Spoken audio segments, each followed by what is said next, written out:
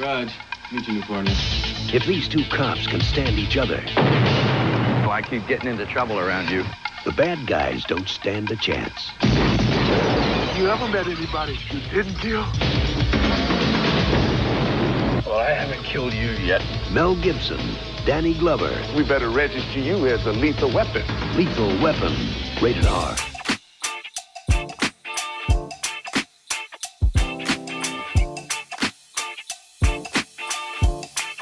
Welcome to Trimming the Movie Fat, the podcast where we trim films from franchises that don't belong. I'm Stephen Nicholson, and I'm joined today by my brother and ex-TTMF co-host, Paul. Hello. And let me start with a question, Paul. Are you Too old for this shit.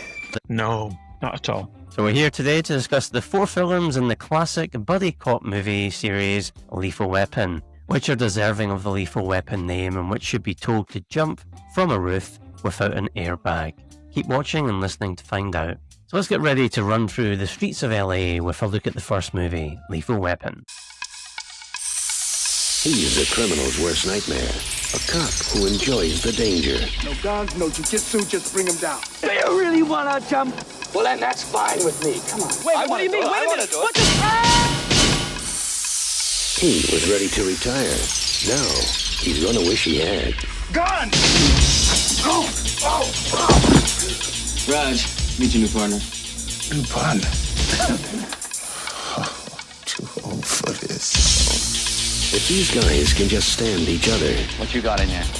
4-inch Smith? A lot of old timers carry those. the bad guys don't stand a chance. Don't kill anybody. Don't tell anybody. I'm too old for this. Are you as good as you say you are? Nobody can touch me. Suppose we better register you as a lethal weapon. You ever met anybody you didn't kill? Well, I haven't killed you yet.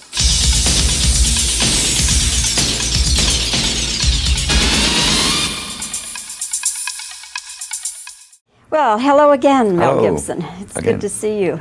It's been a year? Yes. 12 Yes. long months. Last time we talked during Mad Max Thunderdome, Yeah. and now here you are, a registered lethal weapon. Yes, registered. Does that make you more legitimate I guess so. if you're registered? Well, Anyway, it's a heck of an action picture, really fine action picture.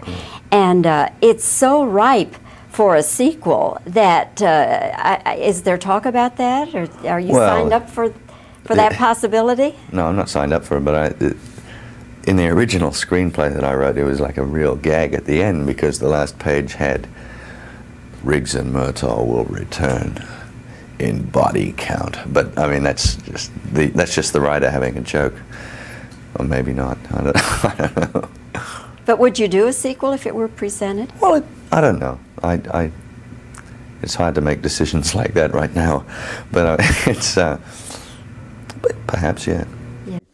Not just special effects technology, no warehouses in this movie, but a story that I really got involved in because of the strong offbeat performances by Gibson, who everybody in the police department thinks has a death wish, and they're right, and Glover, who just turned 50 and was sort of hoping to slow down a little bit before he gets this weirdo partner. Their chemistry is strange, but it's fun, and this movie is a great entertainment from one end to the other. So Lethal Weapon was released in 1987 and directed by Richard Donner. And the plot for this has, well, following the death of his wife, LA police detective Martin Riggs, played by Mel Gibson, becomes reckless and suicidal. When he is reassigned and partnered with Roger Murtaugh, played by Danny Glover, Riggs immediately clashes with the older officer. Together, they uncover a massive drug trafficking ring. As they encounter increasingly dangerous situations, Riggs and Murtaugh begin to form a bond. Riggs' volatile behaviour might just help them apprehend the criminals if it doesn't kill them both first. So Lethal Weapon grossed $120 million US on a budget of $15 million. So it made over 5 times its budget. And ratings-wise, it's got an 81% fresh Rotten Tomatoes score, an 86% audience score, and over on IMDb, it's got a 7.6 out of 10 audience score and a 68 out of 100 critic Metascore there. And here's a fact for you. Mel Gibson turned down starring roles in The Fly and The Untouchables in order to do this movie. And if you're looking for a mistake in the movie, when Riggs jumps off the building after handcuffing himself to the jumper, a close-up shot just after the step off the ledge shows that the rubber trick handcuffs break, and when they get out of the airbag, they have connected real handcuffs on. And in summary, the most successful installment in a phenomenally successful series, Lethal Weapon helped redefine action movies for the 90s and 1990s. So do you remember when you first seen the movie, Paul? We watched it together, probably on video in the late 80s, just maybe prior to the second one coming out. I'm presuming we rented it. I've definitely seen it before the second one, so I'm presuming it was rented. And what did you think of it? Brilliant film, yeah, really good. Kind of started that genre of cops, you know, almost like the yin and yang, the different types of people, but it just works, that partnership with the different cops. But yeah, really good film. Excellent film. Yeah, it was like the mismatched buddy cop movie, wasn't it? I know there's obviously been more before that, but that kind of set a bit of the 80s template for it, didn't it? Yeah, very much. And what do you think made this different or fresh compared to maybe movies of a similar ilk before it? Just very much of its time, probably.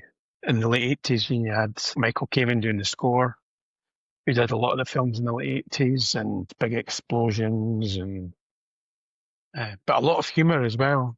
There's a lot of humour in it. Mm-hmm. And following that, obviously, you'd have Die Hard like a year later, which carried that on further, I think. But no, I think it's a really, really good film, and I just think it's very of its time, but that's what's good about it. It set the trend. I also don't know if it was a kind of, because there was some politics behind it as well, maybe with Richard Donner, and obviously you've got the cops, a black cop and a white cop are partners, and I wonder if there's something about that as well that made it new, and because you also see in a couple of the films, like things about South Africa and apartheid, you see that on the fridge in the kitchen in the first one, and then of course explored a lot more in the second one. So there's maybe all those things together make it quite unique. Yeah, it just felt fresh, didn't it? Mm-hmm. And I think a lot of the things they establish in here became staples of movies like that over the rest of the 80s into the early 90s, like the Michael Kamen score. Mm-hmm. Obviously, the way the action's directed, the banter between, script by Shane Black, but the banter between Murtaugh and Riggs as well. And one of the things which I think's unfortunate about the movie now is that it's almost like the crazy cop thing which Mel Gibson does in this. It's almost now, when you look back, it's almost become a bit. It's obviously been parodied, but which is a bit of a shame, because now it seems a bit silly and almost laughable. Which at the time it didn't feel like that. There, you see stuff spoofed in like Loaded Weapon 1 and all this kind of stuff, which it's hilarious. It's which obviously parodies stuff like that. Emilio Estevez. Yeah. Samuel L. Jackson. Mm-hmm.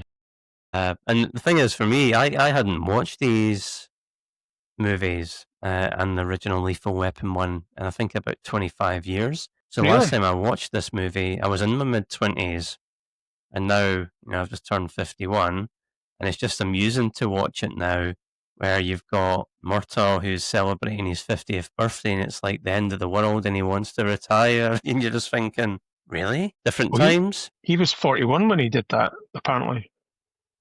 I know, but then you watch it and you think, well, he is older, and you're now, at that age yourself, and you think, well, no, you're not really. But then I think things are different now, in any case. So have you got any favourite scenes or gags from the film? Probably, I just like probably the humour bit, the bit where Rianne Murtaugh's telling him, get in the car, Rianne, get in.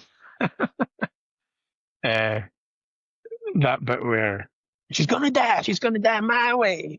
And he's got the grenades and in the desert, and Riggs is trying to like shoot them from distance. They think Riggs is dead. So lots of things, but what was quite interesting, just over a month ago it was upgraded to 4K. So it was good watching it on, and you see things that you never really maybe noticed before. And it's the director's cut as well, so you get the extra scenes that you got on the DVD bonus in the early 2000s. But at the start when he goes to a school, because there's a gunman in a school, so he goes there and Riggs just shoots him from distance.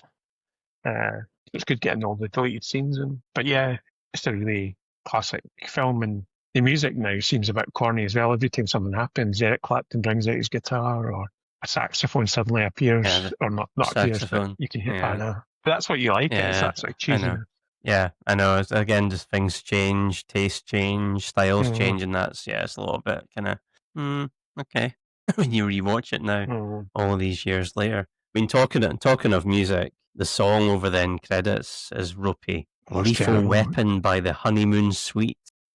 Yeah, let's just say the next film's got a classic, so that's good. The song that's Lethal Weapon works well of its time, but the actual song at the end, so bad. It's like so dated, not in a good way though. Awful. But it's not a good song anyway. It's terrible. I think the other thing as well, rewatching it in the last couple of weeks, is you can see why women went gaga for Mel Gibson in the 80s, can't you? Well, he's a good-looking man.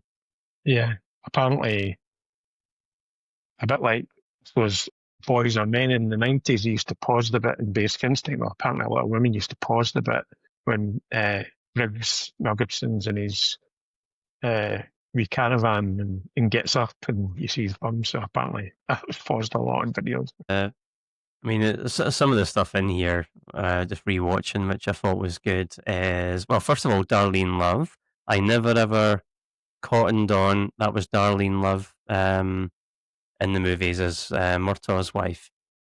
Yeah, it wasn't until later when I really got into all the Phil Spector stuff. It's like, yeah, that's Darlene Love. Yeah, famous singer. Didn't realise. And I think the kids outside Roxy's house, before now is it after? Yeah, after the house explodes, they're interviewing the kids. That's That's really funny. Yeah, you get your ice cream. Don't tell them your name. Yeah. What was his name again, the guy? Don't tell them your name, Alfred. Alfred, that's it. Don't tell you your name. Yeah. Tell them your name, Alfred. That was good. The other thing that made me laugh was the size of the mobile phones, where they had to carry around a big, like a big bucket type thing. They had to carry it around that the phone was connected to. That made me laugh. Mobile phones, not very mobile. Another thing which is in here when you're talking about cliches, and this has it in a couple of the Lethal Weapon movies, which is the cop partners go to each other's house, drink a 6-pack of beer, then one of them jumps in their car and drives home. Yeah, that's true. And that's the police. I know. But yeah, you were talking a little bit earlier on about your favourite scenes, but that whole third act with the climactic battle and the torture scenes from the desert bit to the torture to the fight outside Murtaugh's house is brilliant, isn't it? Yeah. No, it's really good, and I like that bit as well when they leave the wee note, like "Hello, baddies," and then they just go right in with the car. But Gary Bush, what's his name? Bushy? Gary Sinise? No, it's Gary Busey, isn't it? Gary Busey, yeah. He's brilliant in it. He just plays that sort of guy. Is it he goes, "I need your car" or something? He just shoots the person. He's really good in it, actually. Yeah. He is really good because you take great delight in him getting Riggs absolutely battering him at the end. Oh yeah, definitely. All the rain and the water and that. Yeah. I'm going to ask you a question. Why do you think Lethal Weapon isn't regarded as a Christmas movie in the same way Die Hard is? Good question, actually, because if you asked a lot of people, they would probably not actually recognise it as a Christmas movie. Probably because apart from there being, I don't know, you see Christmas trees and stuff, it doesn't really play a part in the film.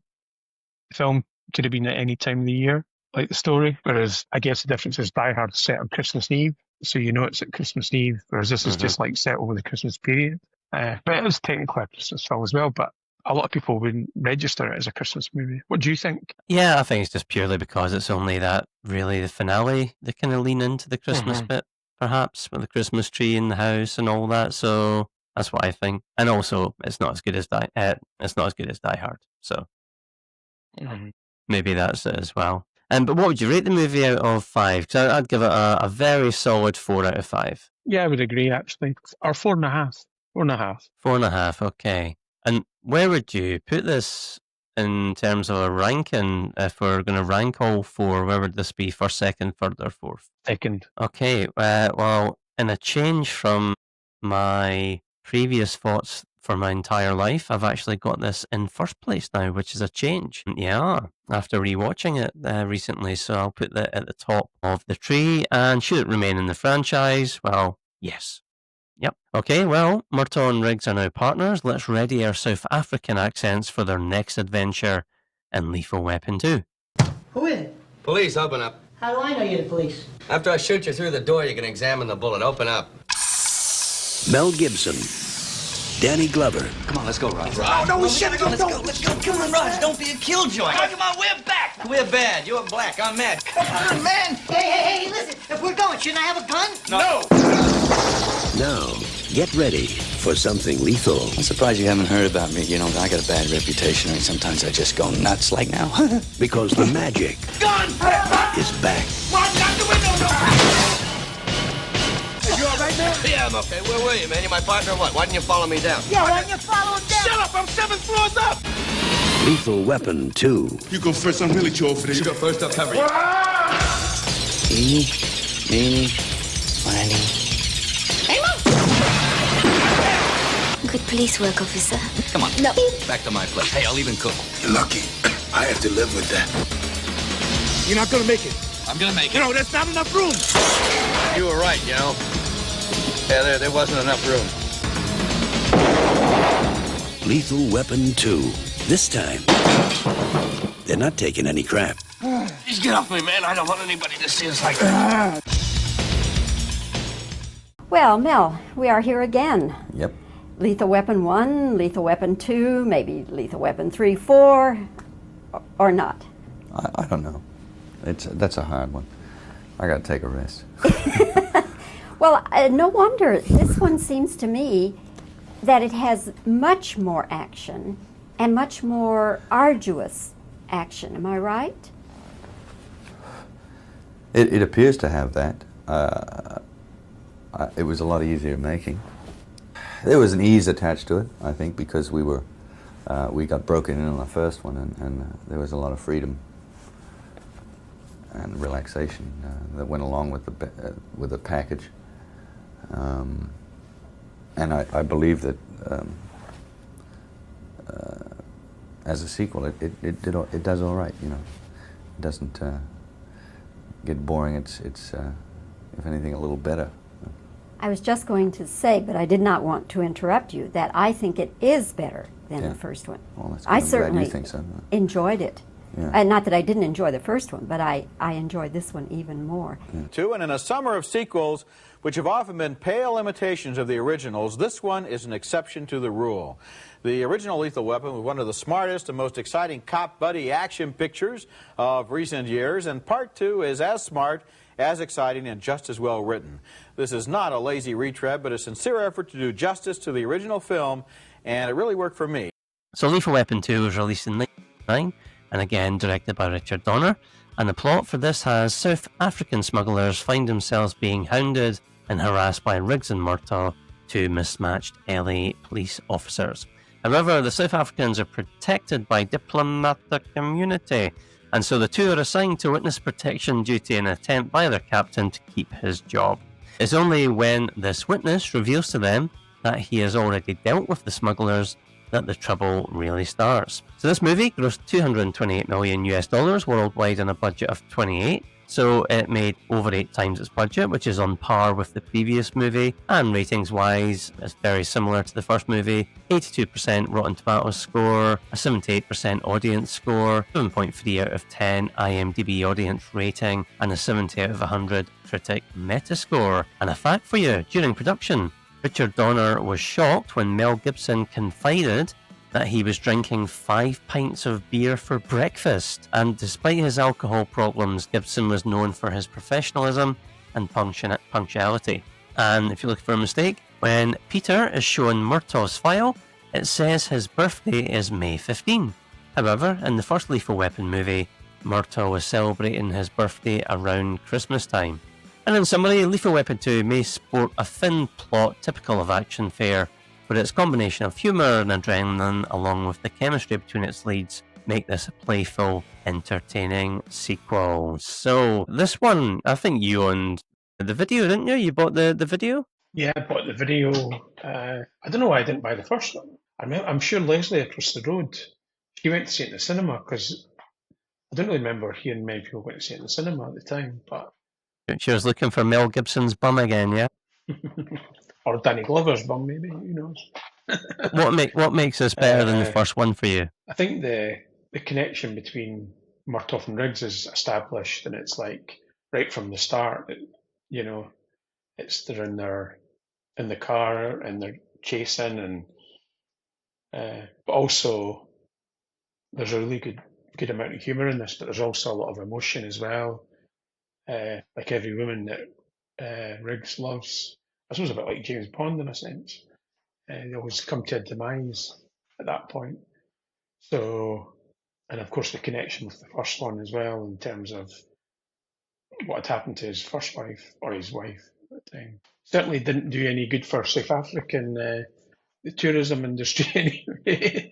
It's a much more comedic movie, isn't it? The humor's dialed up. It's a very quotable movie. There's lots of lines a lot of people can remember from this. And yeah, I mean, it's a pretty straightforward plot. I mean, the bad guys are they were smuggling money and gold.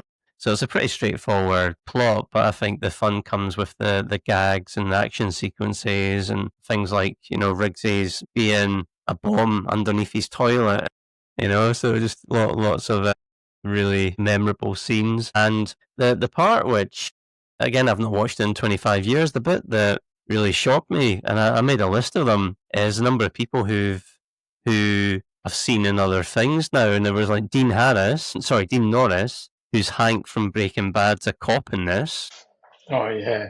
Mark Rolston from Aliens and The Shawshank Redemption is a bad guy in this. Jeanette Goldstein from the likes of Aliens and Titanic's in this. Nestor Serrano, who's been in everything, but I remember him most from the TV show Fringe, as a cop in this. And Grandel Bush from Die Hard and License to Kill is a cop in this. In the franchise that Richard Donner's worked with before in other films like Superman and The Omen, there's quite a few different people as well in the franchise. So in the second one, I'm thinking who he was in Superman, wasn't he? The Murtaugh and Riggs' boss. Captain, yeah, he was a cop in that as well. It's good having the South Africans as the bad guys, because they are very good bad guys, aren't they? And the accent's just, even to this day, it's a shame when I hear that accent. And I'm sure there's a lot of nice people as well with that accent, but just when you hear it, it makes you think of Weapon 2, which is unfair on the people. Yeah. I mean, I've been to South Africa and it's lovely. But yeah, anytime it comes up, the first thing I think of is Lethal Weapon 2. Which is amusing. And I love how Riggs stalks the main bad guy, Rude, in this. Oh yeah, that's brilliant. Yeah, that's really, really Aaron good. Rudd. Yeah. And I love the daughter's TV advert as well. Ramsey's Extras. It's when the guy that's working on the house is like, well, I don't know, it makes me want to buy them, which is good. And Joe Pesci comes into this as Leo. What did you think of him? Yeah, he was a great addition to it, and just shows you his versatility. Because I suppose from this he'd gone to do like Goodfellas, and so really great actor. And I think it's a really good, brings a good mix to it. Leo Getz. Yep. Whatever you want, Leo Getz. And shall we talk about Patsy Kensit? Well, we're talking about video freeze framing. There's some moments here with Patsy Kensit fans would be enjoying. Yes, she's lovely in it, isn't she? It's beautiful. Well, do you want to talk about her South African accent now? And actually, one of the things I noticed rewatching it is her band was Eighth Wonder, and when she's in Riggsy's house, one of the band's songs is on the background. I'm Not Scared. Is that the one that comes? I think it might have been, yeah. I'd never noticed that before. Yeah. What's quite funny as well, the music in the film. So, two of the songs that you hear in the film, Guns N' Roses would cover. Oh, really? So when they're the Skyliners. Skyliners, So Don't Have You, and then of course you've got Knocker on Heaven's Door at the end. That's right, yeah. That's right. Good shout. And I think for me in this movie, something which was quite surprising is when all of Murtaugh and Riggs's Team cop buddies get bumped off. I know, it's quite shocking. Which is surprising, really well done. It is, and that builds up the tension, and Riggs easily angry. And at that point, of course, Patsy Kenzie's drowned. I like it when he just pulls the stilt things down on the South African consulate. It literally brings the house down. And another thing which I liked about it is how, I think you mentioned it already, how one of the South African bad guys, Vorstedt, it turns out he killed Riggs's wife. He was meant to have killed Riggs, but Riggs wasn't driving the car. And that was a nice link back to the first movie. Yeah. And extra motivation for Riggs. And I think this was the first time I'd ever seen a nail gun before was in this movie. It's quite scary, you know? And I was like, a nail gun? Oh, that's cool. And actually that gives Danny Glover one of the best lines when he kills two of the guys with it, you know. Nailed them both. And what about the iconic final line, you know, Joss Ackland, diplomatic immunity. And bang. Yeah, Danny Glover, boom. The accents are funny as well. I'd be going bananas right now if I was your ex. The thing is, most of the people playing South Africans were not South Africans. Mostly English, weren't they? But yeah, really good finale, which kind of, I think, you've got Riggs shot and stabbed, and the ambulance on its way was leaving you thinking, is he going to survive this or not? And then we get the George Harrison song, Cheer Down. Yeah, superb. Yeah. I love that song. It's actually one of my favourite George Harrison songs. Brilliant. It's his last great song as well, really, when you think about it. I was say it's like night and day compared to the theme song you got at the end of the last movie. I know. It's just a shame at the time. I don't really remember it being publicised or anything. Cheer Down, but that's everybody I know who's seen it and heard the song as well loves it. I remember we watched it on video and you're like, the song sounds it's really good. Sounds like George Harrison's slide guitar, and then we checked and it's like, I didn't realise he'd done that. Was it not co-written with Tom Petty? It's either Jeff Lynne or Tom Petty. He did co-write it with one or the other. I think Jeff Lynne produced it, maybe. Oh, you can tell, definitely. So anyway, what would you rate this out of 5? Going to give it a 5. Ooh, I'm going to give it another very solid 4. And where would you... I'm guessing you're placing this as second in your ranking? No, first. Oh, sorry, first. Yeah, you've got Lethal Weapon 2 second. I'm putting Lethal Weapon 2 as second. Although I have to say, there's not much between them. I think they're pretty much on par with each other. They're both excellent movies. And obviously, yes, we're agreeing it should remain in the franchise. Okay, so Riggs and Murtaugh are bruised, shot, stabbed and battered, but alive and ready to return for 1992's Lethal Weapon 3. I'm thinking we should cut the blue wire. Hey, wait! What? That's not what I'm thinking. What, do you think maybe the red? No. I'm thinking that it's 8 minutes and 42 seconds. We can go upstairs, wait for the bomb squad, have a cappuccino. I'm cutting the red wire, okay? Help! Oh! What? A minute ago you said blue. Nearly a catastrophe, huh? I'm cutting the wire. See? All done. Raj. Yeah. Grab the cat. Grab the cat.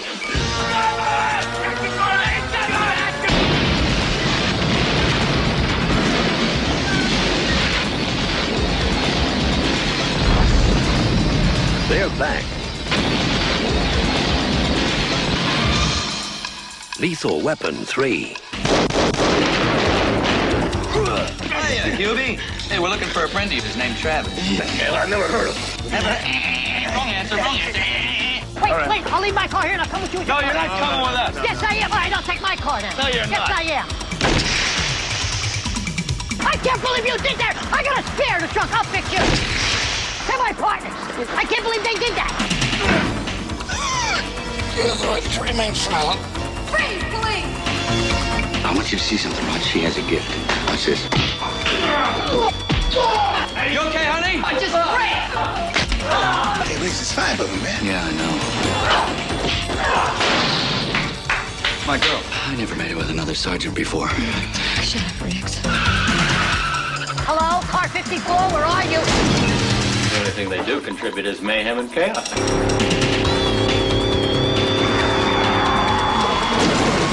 No, I'm chaos and he's mayhem.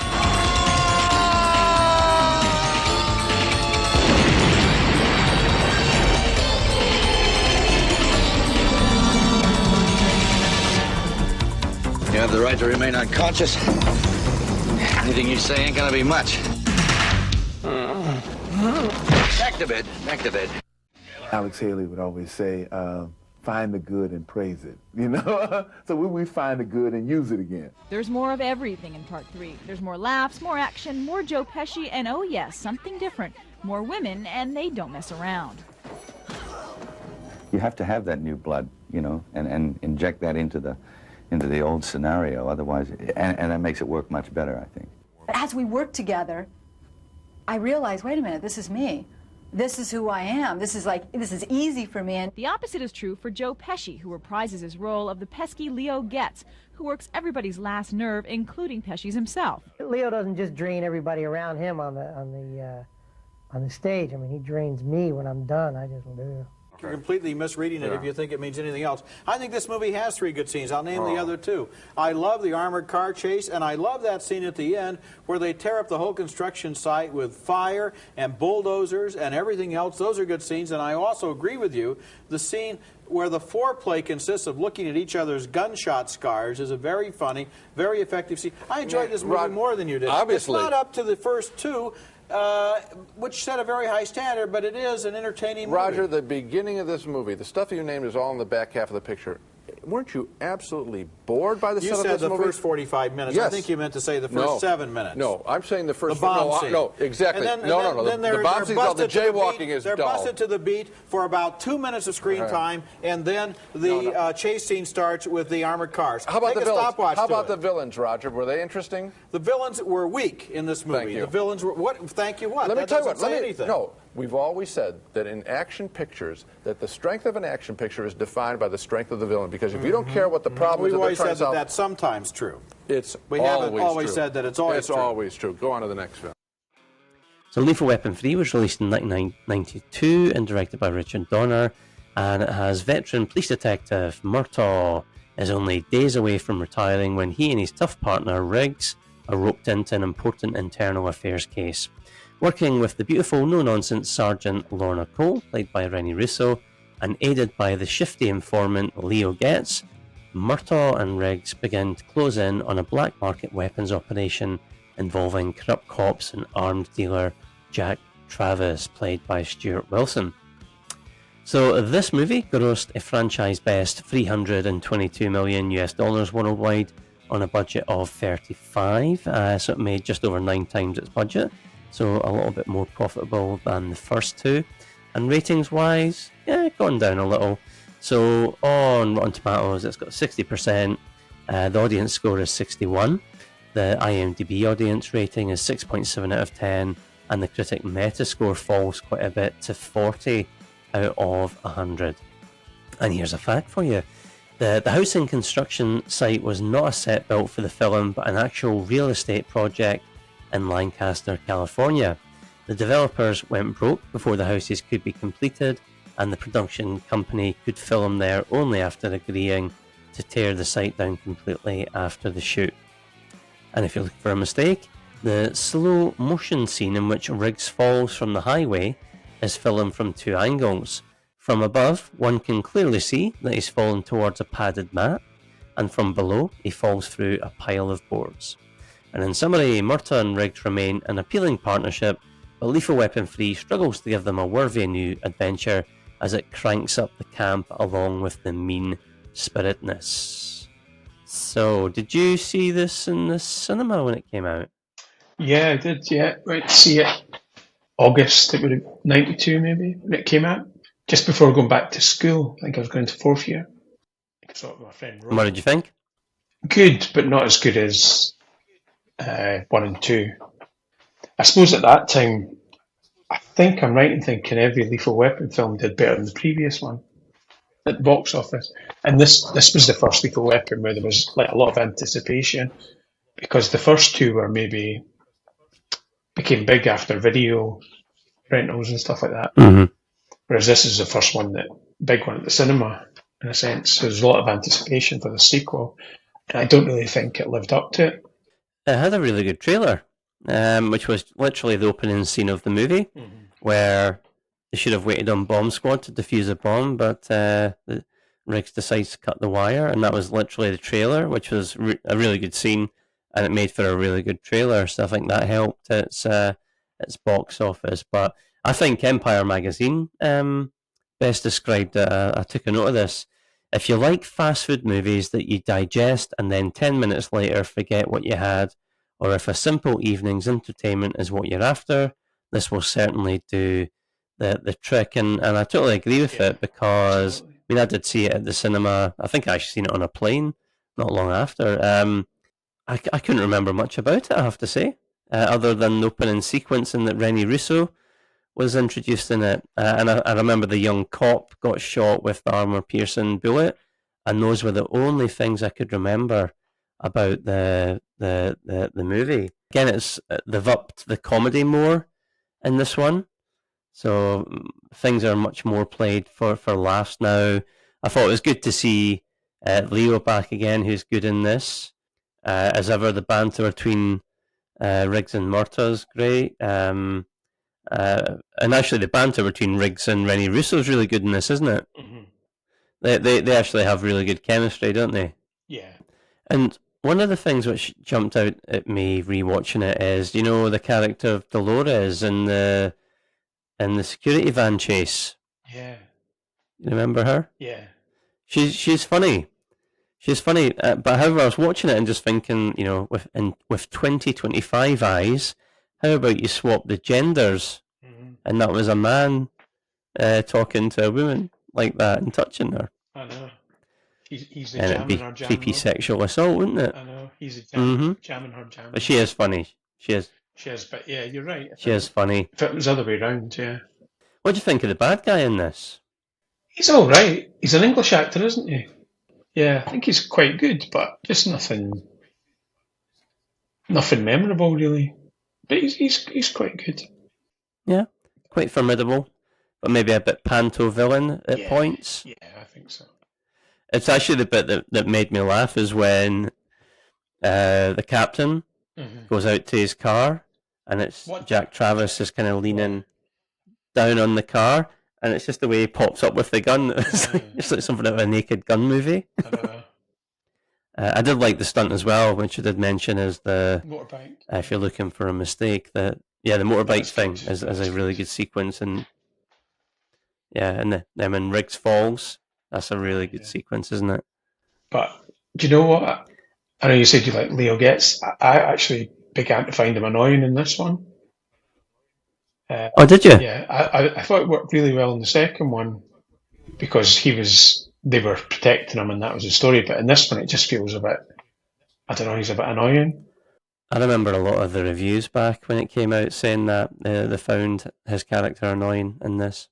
The other thing which I don't think helps it is it's just got a very generic final third act battle, doesn't it? In the house and estate at the end. Yeah. Like, again, nothing really memorable about it, is there? I know. And the sort of slow motion when, the bit at the end with the fire and the slow motion, it's a bit corny. The final, the title song at the end, the Elton John, Eric Clapton end credit song. What are your thoughts on that? Is it Runaway Horses? Yeah. I think we bought it at the time, actually, cassette single. But no, I quite like it. I mean, it's not brilliant. It's not as good as the previous one, but I think it's quite a decent song. What do you think? Yeah, I can live without it. Yeah, I thought it just sounded, I've not heard it in decades. I thought it sounded very, very dated. A very dated production. Not one of Eric and Elton's best, I would say, if I'm being kind. So what would you rate this one out of 5? 2.5. Oh, that low? I'm going to go 3.5. I think maybe in years gone by it would have been a 3, but no, I actually still enjoyed it, even though it does have its shortcomings, and it does have a really cool Doberman dog in it as well. So maybe I give it the extra half for the the dog biscuits. Yeah, maybe go with that. Yeah, no, I still find it enjoyable. Okay, and I've got this in my ranking as third. Are you the same? Yeah. Would you keep it in the franchise? Yeah, I would, yeah. Yeah, I would as well. Let's see if we're saying the same thing for what is currently the fourth and final entry, which is Lethal Weapon 4.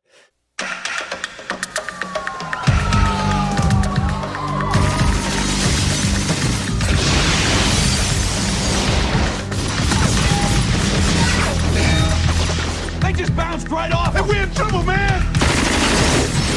Here's what we're gonna do. Take your clothes off. What the hell for?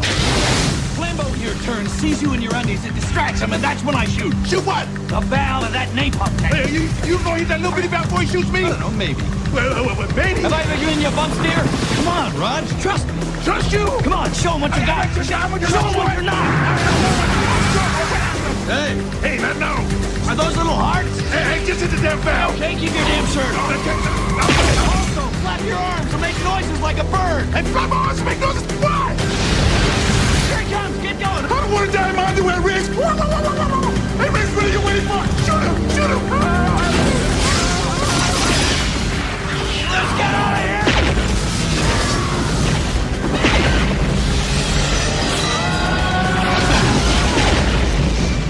Riggs, hey, you think that bird thing helped?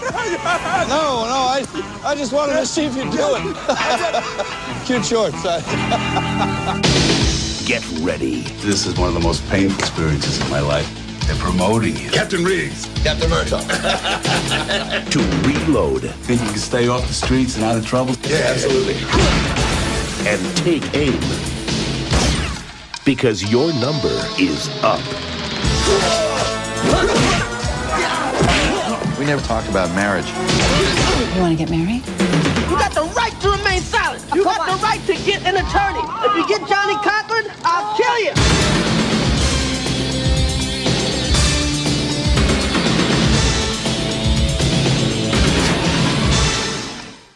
Well, Leo came from, basically from the kids at Disneyland. I went to Disneyland one time and I asked directions to Fantasyland. And all the kids that work there say the same thing before they talk to you. They say, okay. And I say, excuse me, but can you tell me how to get to Fantasyland? They say, okay, Fantasyland. Okay, you're here. And then you, okay, I got it, okay. So that's what they did, and that's where I got the okay from. And then afterwards, we knew the character would be sort of fast talking and crazy and nervous like that. But I thought he would be a little more childlike. And so I added that too, which seemed to work for me.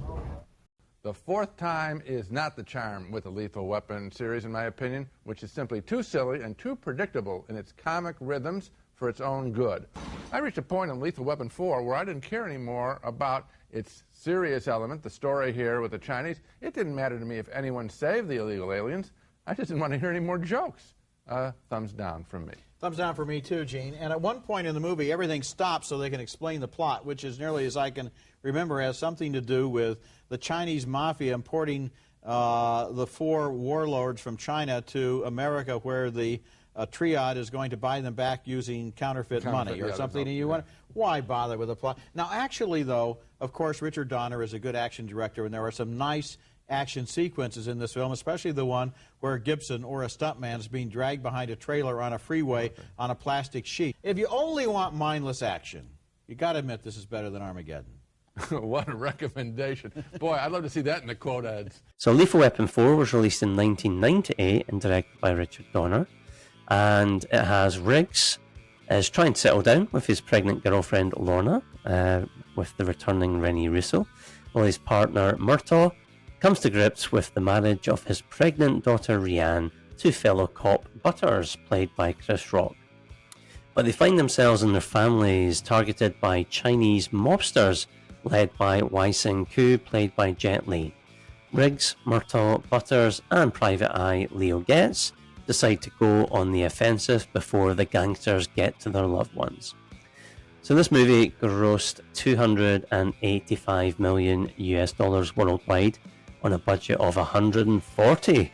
So the budget has went up just slightly from the last movie, but it grossed less than Lethal Weapon 3, and it only made 2 times its budget.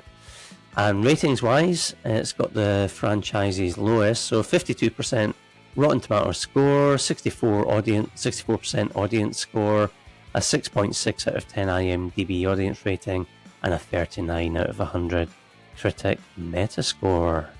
And a fact for you, Richard Donner asked Jet Li to slow down during action sequences because he was moving faster than the camera shutter speed and it wasn't registering on film. And a mistake for you, when Riggs and Murtaugh enter the Murtaugh house, they find the girls hostage. After the men drop their weapons, Riggs and Murtaugh tell the women to leave. They leave, and after the brawl with the men, when they set the house on fire, the women are back in the house. Which, again, just on rewatching it, I was kind of thinking that. They've ran off. How are they back in the house and tied up? And then somebody, Jet Li's arrival breathes fresh life into a tired franchise formula, but not enough to put Lethal Weapon 4 on equal footing with its predecessors. Do you agree with that? And did you see it at the cinema, Paul? I agree with that, yes. It's not as good as the others, and I saw it in the cinema late 1998, and actually, I think it was a date. Am I right in thinking that Lethal Weapon 4 was one of the first DVDs out there? It was, yeah. So I got my first DVD player in 1999, I want to say, and I'm sure I got that DVD for Christmas that year. And it was good because it was one that came with loads of extras on it. Yeah, well worth your money. Yeah. Came in one of those old flipper cases rather than the plastic ones. Yeah. Didn't like them at all. Yeah, the kind of the cardboard. That was the ones Warner Bros. Used to use. I mean, for me, I've seen it at the cinema as well, and rewatching it again for the first time in a couple of decades, I just think I don't remember anything about it other than Jet Li was in it, and there was a fight on docks at the end, underneath, it was like wooden docks or whatever, and that was all I could remember. I actually completely forgot Chris Rock's in this. Completely forgot. That's maybe a good thing. Yeah, well, he kind of appeared on screen. I'm like, Chris Rock's in this, okay. It's actually got a really, really good opening, hasn't it? Where Riggs and Murtaugh essentially fight Iron Man. It's like the start of the third one. You were talking about the trailer. This was the same thing. Mm-hmm. It was like most of the trailer was the start of the film, as was the same in the third one. But it's a good opening. Yeah, so they're fighting a guy. He's dressed up in iron, kind of to protect himself. He's got a flamethrower and a machine gun. It's a really good opening sequence, and you can start to see why this film cost 140 million, because the amount of stuff that gets destroyed and blown up, even just in that opening sequence, is crazy. And cars that are crashed, and all the money is certainly up on the screen. And I have to say, obviously, Riggs gets Murtaugh to kind of dress down to his boxer shorts to create a diversion. Danny Glover's in great shape, probably the best shape he's been in these 4 movies. 52 then, wouldn't he? If he was 41 that would be 11 years on from the first one. You got any favourite gags or scenes from the film? Probably just the start, really. It's just not very... Probably more to do with Riggs, actually. First time we see him without his mullet as well.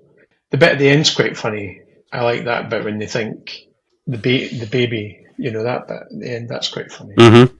That for me has actually got the whole series one of its most touching moments, and it's actually with Leo and Riggs Riggs is at his wife's graveside, and then Leo appears and says a few words, talking about that that Murtaugh and Riggs are his friends and all this, and that's quite touching.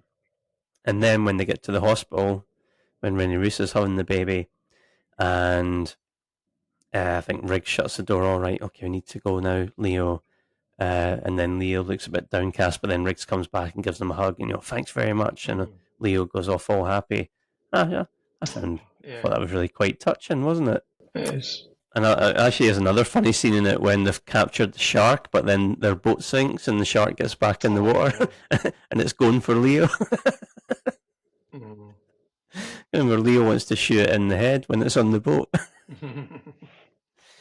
But yeah, no, the plot's just very, I think in this one, just quite generic, isn't it? It's like the smuggling gang, trying to smuggle the Chinese nationals in, and money laundering, counterfeit money, and all that. It's all a bit generic, and actually, there's a lot of Chinese stereotypes in this, and a lot of kind of xenophobic language use. Which again, we're watching this in 2025 now, and you're like, I don't know if you'd get away with saying those kind of things now to the Chinese people in the movie. It just feels a bit, because I know that obviously the political side we're talking about, the first one and the second one, it seems to work, whereas this one, it just feels a bit too sickly. There's something as well disappointing about seeing Riggs getting his ass kicked as well, because you're used to him being, always being this big tough guy. He gets it's quite hard to see him aging and getting beaten up. It's quite hard to see. But am I right in thinking that this was done, Danny Glover was struggling financially, so Mel Gibson, obviously at that point, he was like massive, and he did it to help him financially by doing the film. I don't know if that's true or... Yeah, that's true. I've not done that. No, it's true. He done it as a favour for money, and obviously Mel Gibson got a good payday out of it, but at that point, Mel Gibson's obviously one of the biggest movie stars in the world, but he's not just he's a big time director now as well. He won obviously the Oscar for Braveheart and everything, so he's, if you like, spreading his wings, doing lots of other projects that he wants to do, and I'm sure probably doing another Lethal Weapon wasn't top of his list of things that he probably want to spend a year plus doing. But yeah, did it. But Chris Rock. What do you think of him in it? I thought he was okay. I've seen him in other stuff where he's a lot more annoying, but I thought he was okay. You obviously don't. I know, a bit annoying. I mean, the bit at the end's funny, like you say, the baby thing, but no, I just find him a bit annoying. I'll tell you what's a really good scene in this movie, which is quite original. I hadn't seen that before, which is the fight on the kind of trailer park mobile home that's being transported. And Riggs has a fight with the bad guy on that while it's moving along the highway. Yeah. And the cars following, they're falling off and everything. That was a really good sequence compared to the final battle, which was just very generic and forgettable. And we get to see the Murtaugh home go up in flames. Now, I've done a bit of research on this. That home is located on Blondie Street at the Warner Bros. Ranch backlot in Burbank, California. And it's right next door to the Griswold family home from Christmas Vacation movie. Oh, right enough, actually. When you look at it, you can see it looks exactly the same. And I've been on that Warner Bros. Studio tour. I may well have seen the Lethal Weapon house and just didn't know at the time. So, what would you rate this movie out of 5?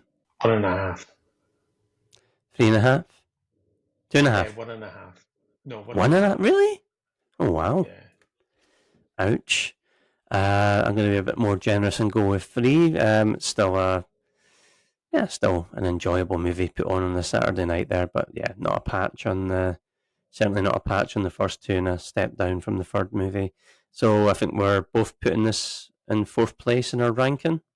Yeah. And would you keep it in the franchise? No. Either would I, actually. Even though I think it's a decent movie. I don't think it adds anything to the series at all. And it should have been just a trilogy. I guess you could say it gives it a conclusion, but not really. It's not really added anything. It's just almost No. like, let's keep it going. Well, it's like all movies that are a fourth movie in a series, and the fourth one comes, a number of years after the last one. It's like Jason Bourne, Die Hard, and all those ones. They're just not. It's just not the same. Kind of time's kind of moved on. It just doesn't feel the same. Obviously the actor or actresses just look older, and it just doesn't have the same vibe, does it? No, and the world had changed. When you think about it, from 1992 to 1998, there was a lot of changes. Just plus everybody had grown up a bit as well that maybe watched the other ones.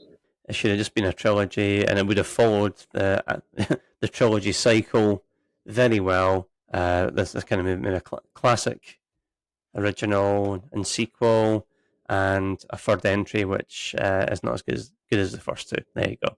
You would have followed that to a T. Yeah. Same with Die Hard. Yeah.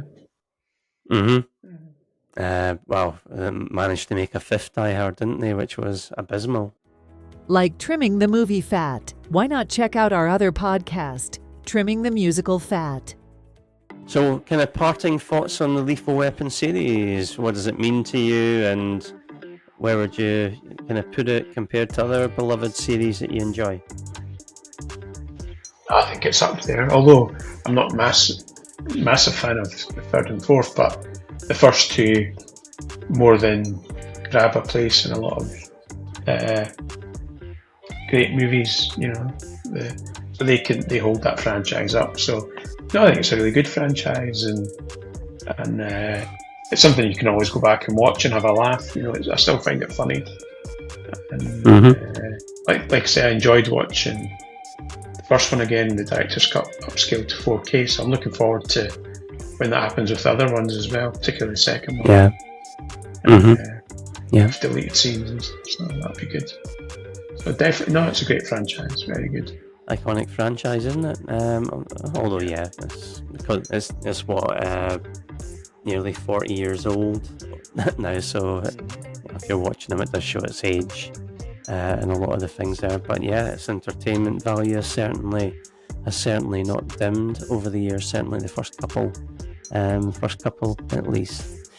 Okay, well, thank you for joining me, Paul, and thank you all for watching and listening, and come back for the next show, which, if memory serves, we'll be looking at the original Star Wars trilogy. So we're certainly going up into space and moving away from more earthbound pursuits. So yeah, A New Hope, The Empire Strikes Back, and Return of the Jedi will be up next. But until then, keep trimming. Trimming the Movie Fat is a Stephen and Paul Nicholson production. We'd love to hear from you. Contact us by voicemail via the Spotify link in the episode description. You can email us at trimmingthemusicfat@gmail.com. Keep up to date with the show and access exclusive content by joining our Facebook group, subscribing to our YouTube channel, and following us on TikTok. You can also check out our website at trimmingthemusicalfat.com. Thanks for listening.